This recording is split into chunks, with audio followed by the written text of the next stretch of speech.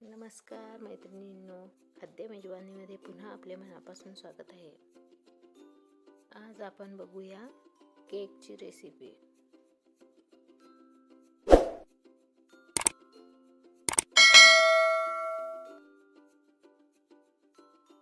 मग केक बनवण्यासाठी आपण पार्लेजीचे बिस्किट मिक्सरमधून बारीक करून घेऊ.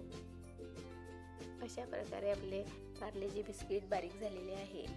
आता यामध्ये थोडे दूध घालून यामध्ये व्हॅनिला इसेन्स घालून पुन्हा मिक्सरमधून छान फिरवून घेऊ.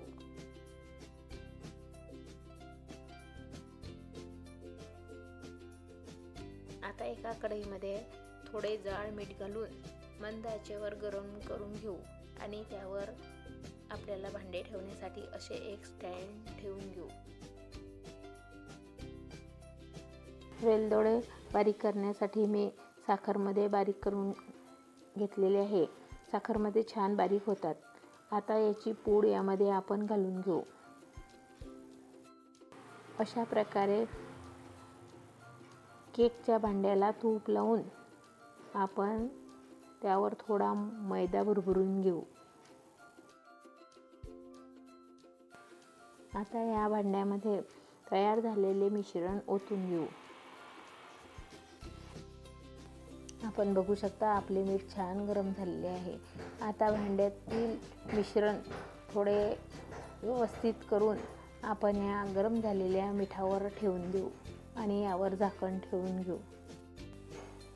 हा केक होण्यासाठी 15 ते 20 मिनिटं लागतात. चला तर मग आपला केक झाला की नाही ते आपण बघूया. आपला केक छान तयार झालेला आहे. वा, काय छान आपला केक तयार झालेला आहे. आता याला एका प्लेटमध्ये पालथे घालून घेऊ. बघू शकता आपला केक किती छान तयार झालेला आहे.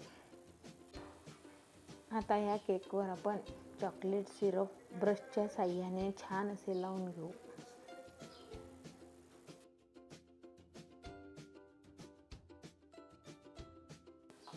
यावर आपण बारीक खोबऱ्याच्या क्रश टाकून घेऊ. डेकोरेशनसाठी मी यावर चेरी आणि